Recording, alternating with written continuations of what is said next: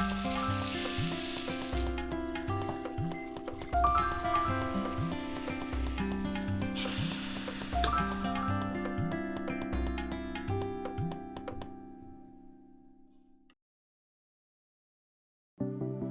よどうも皆さん、本日もお疲れ様です。今日はですね、クラシックなホテルのカレー作っていきたいなと思うんですけど、クラシックなカレーに欠かせないものの一つとしてコンソメがあると思うんですよ。でそのコンソメっていうのがそもそも何なのかっていうのがまだね、よくご存じないっていう方もいると思うんで、少しそのコンソメについて話していこうと思います。コンソメっていうのはだしっていうのを極限まで突き詰めて完成させたスープだと思ってください。今いろんなねレシピっていうのがいろんな主婦によってアレンジされてきてると思うんですけど、ベースはビーフであることが多いです。牛肉、あとは、香味野菜、玉ねぎ、人参、セロリとか、最終的には卵白で不純物吸着させて澄ました綺麗なスープにしていくと、それがコンソメです。でね、このねコンソメっていうのはね、とにかく手間かかるんですよ、作るのに。本当のね作り方っていうのをちゃんとやったら、それをね興味があるからちょっと知りたいっていう方は前回動画にしてるんで、ぜひねご覧いただけたらと思います。もしかしたらね、コンソメって固形のスープっていう風に認識してる人もいるかもしれないので、それは違いますよと。もともとはものすごく手間のかかる液体のスープ、これを今では市販で誰でも簡単にお湯で溶かすだけで再現できるような、商品開発がされてるっていう、そういうもんです。ちなみにコンソメって皆さん市販のもの、スーパーでよく見かけると思うんですけど、その横にブイヨンっていうのがあると思います。じゃあそもそもこの2つって何なのかというとですね、簡単に言うとブイヨンっていうのはだしですね。何かの料理のベースになるもの、まだそこで完成してないというか、例えばですけどリゾットを炊いたりとか、焼いた野菜にブイヨンに含ませて旨味を吸わせたりとか、そういう使い方をすることが多いですね。煮込み料理に使うこともあります。でコンソメっていうのはもうその一皿スープとして完成された状態で出す。レストランとかだったらコンソメスープっていうのがもし仮にあるとしたら、もうそのねスープだけが出てくるっていう、このね両者大きく違います。シェフによってはね考え方がそれぞれ違ったりするかもしれないんですけど、僕の中ではブイヨンのさらに先にあるのがコンソメっていう感じですかね。そんなねコンソメすごく手間かかるって言ったじゃないですか。手間もかかるし、そもそも割とね難易度も高いと思うんですよね。慣れてないと特に。僕もね若かりし見習いの時はね触らせてもらえなかったりとかしたんですよね。卵白、卵をね固めていく作業っていうのがね結構神経質なもんですから、あんまりね経験値がなかったり技術がない当時の自分とかね、材料だけ用意して、あとはシェフとか2番手がやるからもうあとは触んなみたいな、そういった時もありました。このね味の素さんのコンソメを今回使わせていただくにあたり、味の素さんの方とね実際お話しさせていただいて、どういう風に作ってるんですかっていう風に聞いたんですけど、丸鶏ちゃんとね使うんですよ。丸鶏とあと香味野菜を炊き込んで、シェフがやるような感じで10時間とかで、その液体っていうのを乾燥させてこういった形状に変えていくんですよ。そんな手間かけてんだと思って結構マジでビビりました。これはなんかもっと効率化重視された工場の何かでやるのかなとか勝手に思ってたんですけど、まさかねそんな作り方してるとはって思ったんで、そこの驚きは結構ありましたね。大変さ知ってるんで。で今回なんとねリニューアルされたそうで、このコンソメより一層牛の風味が強くなってるそうです。いいですよね。もうまさにクラシックコンソメっていう感じですよね。リニューアル前のやつとリニューアルされたやつの2つ用意したんで、リニューアル前のやつから飲んでみましょうか。色合いはそんなに変化はないですね。次がリニューアルされたやつ。なるほど。リニューアルされた方が好きかも。ビーフ感っていうのはもちろん増したとは思うんですけど、個人的にはねそれよりも全体的に自然体な素材の香りがする気がします。角が少し取れたような柔らかさを感じます。何にしてもね美味しいですよ。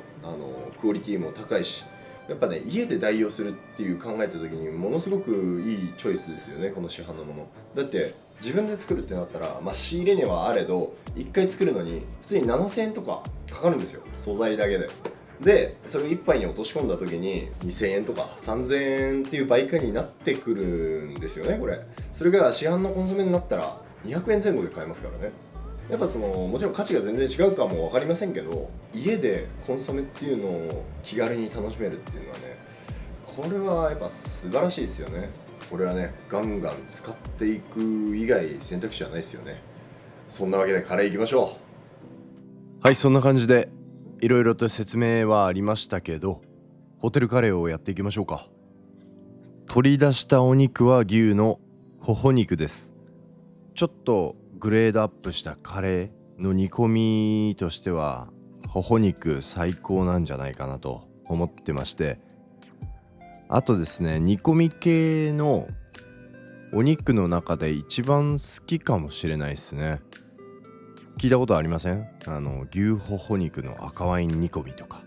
フランス料理の定番中の定番なんですけどね、大好きなんですよ。煮込みにしたら一番うまい肉でしょうね。ただちょっといいデパートのお肉屋さんコーナーとかにはあるんですけど、普通のスーパーとかではねあまり見ないので、代用するとしたらもも肉とかすね肉使ってもらえたらと思います。でホテルカレー、僕が昔働いてた時のホテルでも作ってたんですけど、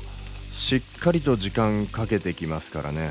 特にこういったゴロッとしたお肉っていうのは煮込みに時間がかかるので、まず先に焼いて火を入れていきます。牛ほほ肉はもしかしたら事前に塩をして少し臭み抜いておいた方が良かったかもしれないんですけど、ちょっとねスピーディーにやっていきたかったんで焼きながら塩しました。なるべくねステンレスのフライパンとか使ってかなりしっかり焼き色をつけてください。この焼き色が後のカレーのルーの色に反映されたりしていくので、焼き上がったら煮込む用の鍋に移していって、でさっきまでお肉を焼いていたフライパン、これ旨味がしっかりと鍋底にこびりついてるので赤ワインでこそげ落としておきます。この赤ワインは半量ぐらいまで煮詰まったら、さっきの牛ほほ肉を煮込む方の鍋に移して少しだけお水を加えて、早速やってきましたコンソメです。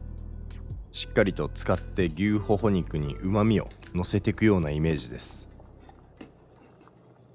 こういうねホテルとか他のお店とかでもそうなんですけど、ちょっと気合が入ってる高貴な味わいにしたい、そんな料理にはコンソメがベストチョイスです。僕が知ってるホテルのカレーはコンソメ使ってたんですけどね、コンソメ作るだけでもものすごい時間かかるのに、それをカレーを煮込むお肉に使っちゃうのかみたいな当時思ったりもしたんですよ。今思ってもすごい環境でしたね。さあ、そして牛肉を煮込んでる間に玉ねぎスライスしておきます。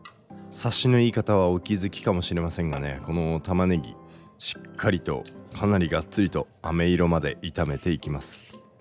で、人参はすりおろし、ここからいくつかの食材すりおろすのが続くんですけど、玉ねぎとかとは違ってどちらかというとね香りっていうのをねしっかりと出していきたいからすりおろします。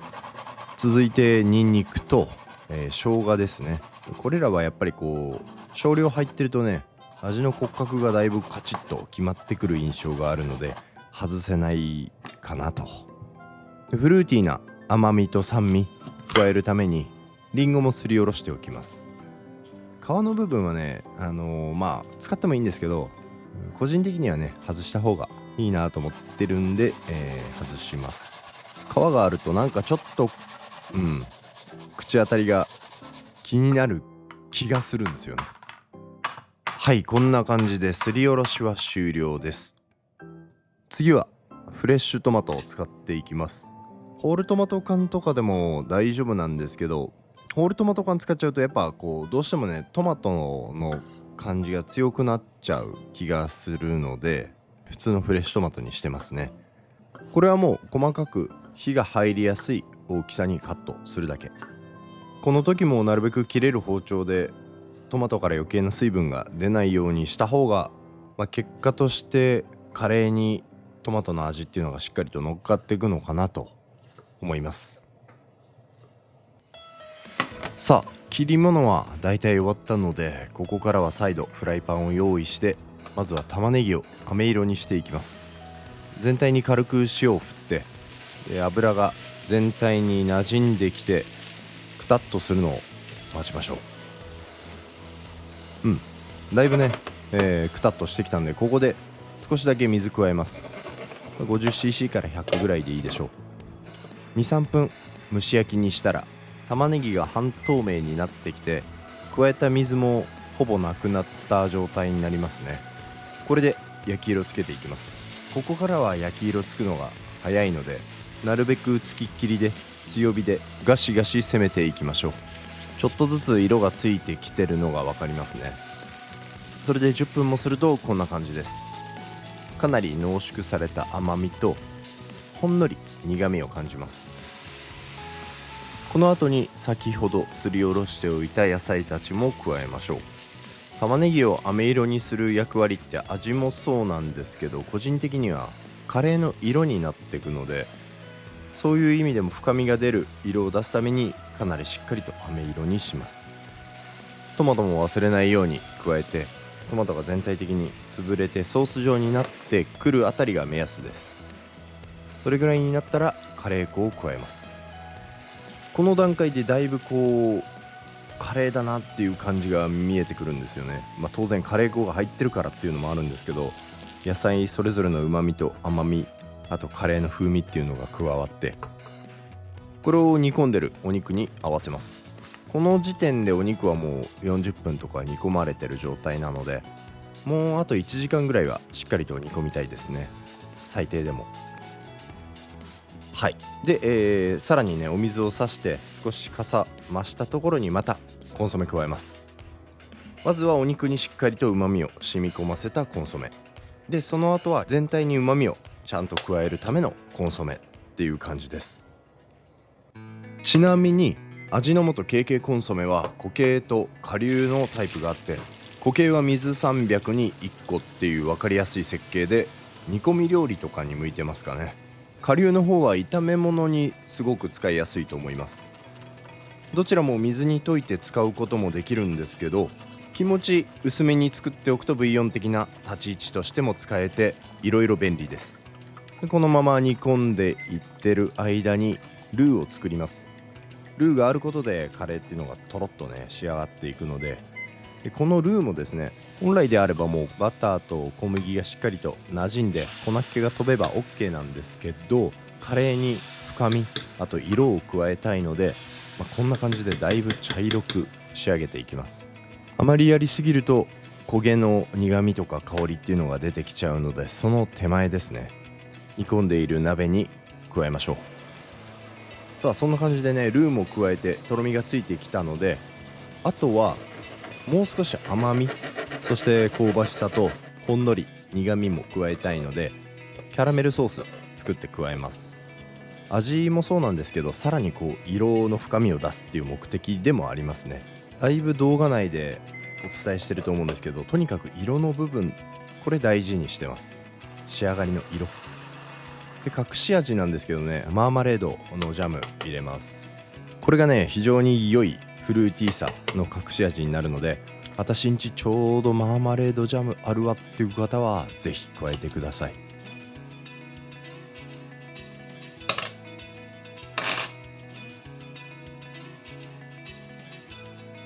よし、だいぶ完成に近づいてきました。ルーのこの味わいっていうのがすごく深みもあって厚みもある状態になってきてます。あとは牛ほほ肉がとろっと柔らかくなったら完成です。ドレッセいきましょう。これはもうルーを楽しむためのカレーといってもね過言じゃないですよ。過言じゃない。そしてねさらに1日寝かすとこのカレーめちゃくちゃさらに美味しくなるんで、これがね面白いところです、このカレーの。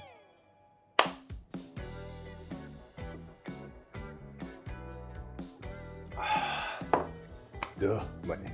この色だよ。まずちょっとルーからいこう。ルーと牛ホホいこ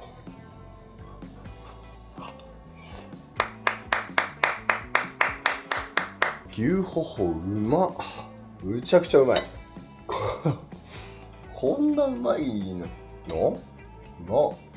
このコンソメのうまみにスパイス、あとはねやっぱルーをねあれだけ茶色くしてるから、しかもキャラメルソース入れてるんで香ばしさっていうのがすごくグッとくるんですよね。これがスパイスとむちゃくちゃ合う。そこにマーマレードの上品な柑橘感、爽やかさ、なんとも言えないこうね何層にもなってる味わいっていうのがすごくリッチで、コンソメで牛ほほ肉もね炊き込んでるからね、味がめちゃくちゃ染み込んでるんですよ。これだよ俺が思うホテルカリー、うますぎんだろ。このカレーのねさらに恐ろしいところは、出来たてでこれだけ美味しいのに1日寝かすとさらにとんでもなくうまくなるっていうね、なんかもうよくわかんない方向までいっちゃうところ。うわ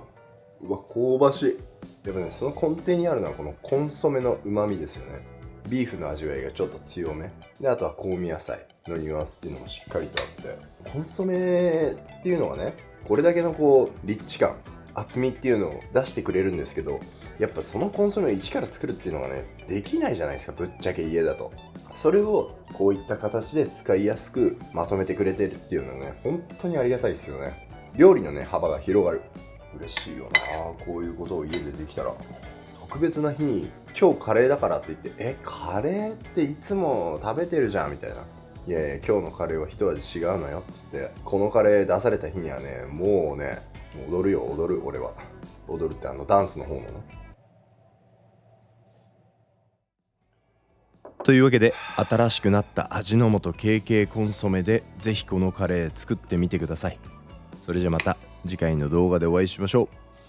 アビアント。